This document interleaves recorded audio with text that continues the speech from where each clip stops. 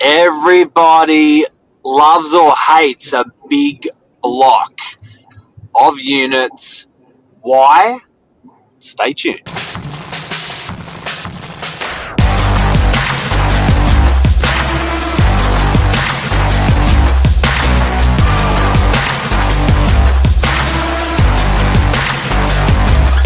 I'm the ringleader, so listen up. Good morning, everyone. Welcome to Morning Minutes. Myself, Michael BURGIO, Mark Novak, episode 577.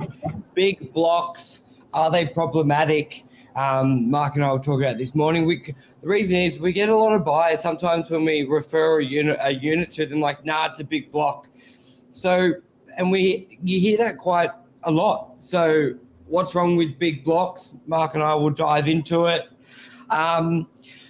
Mark, what do you think the big concern is? Is it one of those things that people just think it's a problem, but they really don't know why they don't like it? They've just heard someone say, "Oh, don't buy in a big block," and then that's just stayed in their head. So whatever they see, 80 units, 50, or even Northern Beach is a big block, probably 40 units up, 35 units up. So for the point of today, let's just refer 35 to whatever, 100, 200 is probably a big, probably 70. What do you reckon? What do you reckon a big block is? I reckon a big block's 70. Over 50? Over 50? I reckon a small block would be under 16. Yes. Under 10. Under 10s are less than 8's are a real small block, and then medium for the rest. Yeah. But you know what I reckon it is, Bird? I reckon it's actually it's a heritage thing, or it's a how you grew up thing. For instance, from someone that's been brought up in an Asian city, they have no qualms at all. They will never say anything. But for someone who's been brought up in a country town, they really struggle with that concept of a big block. So I think inherently, most people are brought up, if you looked at, say, 50% of the population, or maybe even 70% of the population, were brought up in a house-type environment rather than a unit-type environment. So I think it's a bit counterintuitive to what you really want. I think, that's a good point. And it gets me thinking, let's say, a lot of Italians here, basically the Italian mentality and a lot of sort of the ethnic mentality is buy land, exactly. You own it. So I think it actually stems from decision making, because I know a lot of time when they say buy a house over a unit, and then they say, because if you need to make a decision, it's only you. And then when, let's say, they are buying a unit, they're like, we want to buy it in a small block, so if there's less of us that have to make a decision, we can agree. So when you see a block of 100, that type of buyer mindset is like 100 people will never make a decision. I'm not looking at it. So I think now I'm taking a good long think of a lot of, especially very successful Italian clients, Greek clients, and that's a common thing. Like when they say freestanding, they're like, because if you need to do something, you can just do it. And they perceive a block of 8, if you need to do something like paint or anything, the landscaping, you've only got 7 other people to deal with, but on the bigger block, you got a lot. So I think a lot of the prejudice stems from that mindset. If something goes wrong, you want to just be able to fix it and not have a bloody 100 people debate over it. I think that's a very strong mentality of why they would not choose a bigger block. Now I think of it, wouldn't you? Like more controllable. Yeah, it's more about the control. Influence is a reason why I think people don't like a big block, because instead of being 1 in 8, 1 in 10, 1 in 20, you're 1 in 100. So if you see things your way, you can't necessarily. Yeah, and I think also by association, people feel like it's more expensive or it's less quality. I think people, when they think of a bigger block, they think, oh, it's got gyms, it's got pools, paying for what I don't use. It's really expensive to maintain. My strata levies will be higher. Is that true? No, not really. Like I've seen blocks, I've seen like a unit block of 8 have higher strata than a building in 100 with a spa, with a pool, with gym. So I don't. So if we take it back to the first thing, control, I think some people it is. I can see where that's coming from. So it could be yay and nay. Then you look at First thing was heritage. Heritage was the first one. Second one was control. Yeah, and then you're looking at the cost. Is it more expensive? And I'm trying to. I reckon it's very similar. Don't get me. There are some blocks, but it's like anything. We've seen small blocks with insane rates. We've seen big blocks with insane rates and small. So I think the answer is no. That they're not more expensive. It's very rare. I think it comes down to common spaces and common areas, the actual sizes of them. So if it's a big block with a vast amount of lawns, common areas, lifts, then yeah, it can be more. But if it's a small block with big amount of common areas, it can be equally as more. So it's don't think that's quite right with and it's like with medium and smaller blocks, there's cheap ones and expensive ones for that reason. Same with big ones. So I think if you took yes. Okay. What else? Another issue. The cost maintenance. Are big blocks problematic?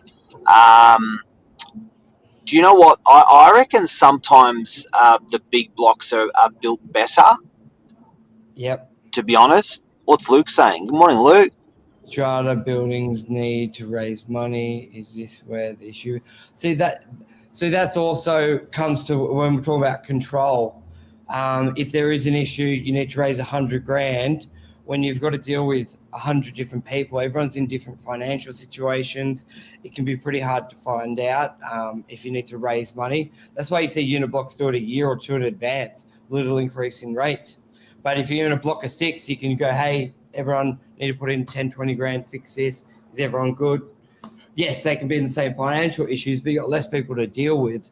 So but when we're talking about the cost, Mark, the benefit people could make to make it cheaper by not having a strata manager, maybe doing it a bit yourself. No one does it in smaller blocks because there are ways you could really cut the cost down for your general strata. Is if you if you had a block of 8 and you knew everyone had decent money behind them, you could actually have no strata manager, self-manage it. And instead of paying $1,000 a quarter, you're not paying anything. So the benefits that have potential with small blocks, no one actually does. So therefore, you may as well open it up. And yeah, you're right. If you think of someone who builds a block of 8 compared to someone the quality of builder compared to someone who builds 100, like the person who builds 100 is generally a phenomenal builder. They've been doing it a long time. There's more legal recourse on the builder as well. I think there's a lot of there's a hell of a lot of responsibility and trades and probably a lot that goes into it. But guys and girls, something that you should not forget, and this is the big myth with big blocks, is the money doesn't get burnt or buried. The money does not get burnt or buried. It gets attributed to something significant in the building, and everything's accounted for. The great thing about strata is money doesn't get buried or burnt. It is all accounted for. So when someone says, I'm going to self-manage, they're only saving a small fraction, maybe a 3% or a 5, 6 or 6% of their cost. Everything else goes towards, and what people don't realise, a lot of the older buildings are paying for your water usage. It's included in your strata levy. Only the buildings in the last probably 5 years have started putting separate water meters for every unit. So when you consider you're paying your water usage, when you consider you're paying your building insurance, much like a house, you're paying 2-3 grand a year. Well, the body corporate's going to be dividing that up between a bigger building. And I think when it comes down to, are strata levies higher in bigger blocks, the answer is no. Is the quality any lower in bigger blocks? In general, the answer is no. Livability, Burge, is probably less because you're in a bit more of a, like, when you go into a car park or a foyer, there's bodies everywhere. So livability is probably a bit nicer in a smaller block, but accessibility is probably better in a larger block, i.e. you got a lift, you got wheelchair access. If you're an elderly, it may work better for you. That's true. And even what you're saying with sometimes with the bigger blocks, Brett said here, example is the deep clean. The cleaned in common areas due to COVID, like some big blocks, the cost would have shot up if you had heaps of areas to continue to clean. Yeah, they all had to put sanitizers in. But you know what? I think if you looked at your home and you looked at those cleaning costs, whether you're doing it yourself or whether you're buying the sanitizer to bring home and install it, you never sort of point at anyone for that. You just point at yourself because it's your home and it's your cost. So I think if you looked at the costs that a typical home attributed to what Brett's referred to, I don't reckon you'd be that far off. Now, I think a big why people steer away from big blocks. Renters pay. Sorry, Luke brought up a good one. Renters paid zero for water. That's a really good point in strata. A lot of big blocks sometimes have commercial property. A lot of people instantly think it's a mixed-use building. Now, Mark, what's your view on a unit block with commercial? What should people watch out for, if there's anything? What are some pros and cons? Because I know there is a prejudice with big blocks with commercial. What's that founded on? Oh, you could have a commercial suite that's a brothel. Yeah. And you can have a commercial suite that is a real estate agency. You can have a commercial suite that is a 7-Eleven store, running 24 hours a day, or from 7 to 11. You are at risk of getting a great tenant or a hardcore tenant on the building.